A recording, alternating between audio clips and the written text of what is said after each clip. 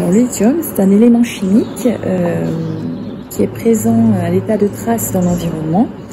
Et c'est un alcalin comme le sodium ou le potassium. C'est vraiment un élément qui est au cœur de la transition énergétique. Et donc il faut penser à des alternatives pour utiliser moins d'hydrocarbures et moins de gaz à effet de serre.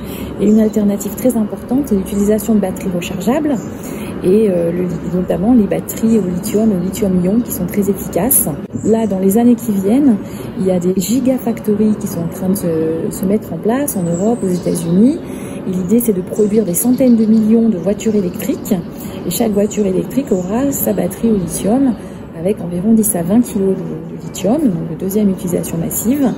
Et il y a une troisième utilisation aussi très importante qui est prédite pour les 10-15 prochaines années. Ce sont des énormes sites de stockage d'énergie électrique où là, il va y avoir des centaines d'unités qui contiennent chacune 700 kg de lithium. Entre 2010 et aujourd'hui, la production de lithium a triplé.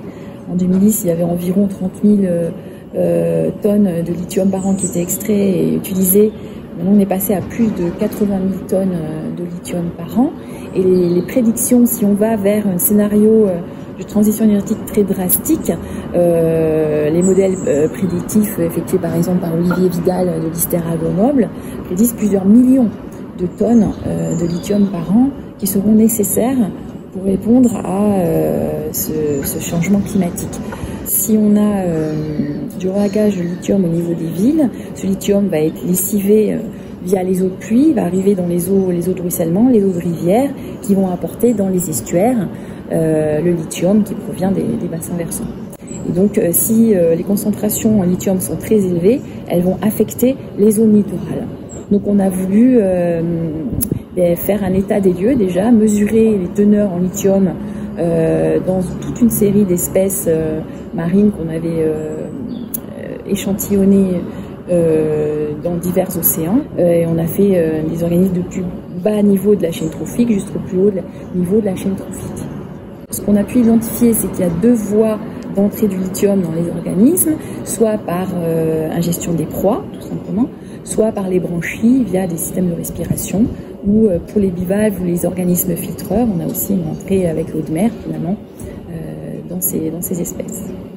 Pour réaliser ces études, on mesure à la fois la concentration en lithium et les isotopes du lithium. Parce qu'il faut savoir que le lithium il existe sous deux formes, une forme atomique légère, le lithium 6, une forme atomique lourde, le lithium 7, et avec des spectromètres de masse qu'on appelle des MCIC-PMS, on est capable de mesurer des toutes petites variations de ces deux formes de lithium, et ça nous donne des informations très précieuses sur à la fois la provenance du lithium, est-ce qu'il vient du milieu naturel, des sols, de l'érosion des roches continentales, ou est-ce qu'il vient des apports anthropiques et des contaminations urbaines en particulier. Et le deuxième aspect, c'est que ces isotopes mesurés dans les organismes nous apportent des informations sur la façon dont les organismes peuvent éliminer ce lithium en excès dans leur écosystème ou dans leur environnement. Dans le cadre de ce projet ISO2MET, on mène en parallèle deux types d'études, des études expérimentales où on va sélectionner des organismes modèles et on va les mettre dans des aquariums où on va enrichir artificiellement l'eau de cet aquarium en lithium pour étudier l'impact de ce lithium sur cet organisme et sa physiologie. Et d'un autre côté, on va échantillonner des organismes dans différents endroits, différents océans, différents environnements contrastés en termes de contamination pour étudier l'impact en milieu naturel de cet élément. Au début de ce projet, on a mis en évidence la première grande pollution en lithium et c'est en collaboration avec des équipes coréennes. On a mesuré la teneur en lithium d'un grand fleuve, le Han, qui traverse la Corée du Sud et ensuite qui traverse l'aire urbaine de Séoul qui contient environ 20 à 25 millions d'habitants. Et ce qu'on voit, c'est qu'au cours de la traversée de cette aire urbaine, la teneur en lithium augmente d'un facteur 6 sur moins de 50 km. Et grâce à l'isotopie du lithium, on est capable de déterminer que 85% de cet excès en lithium provient de sources anthropiques.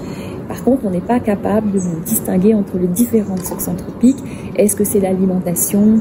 Est-ce que c'est le médicament au lithium? Ou est-ce que ce sont l'altération des piles et des ordinateurs et téléphones portables qui sont stockés à l'air libre? Ça, on ne sait pas encore.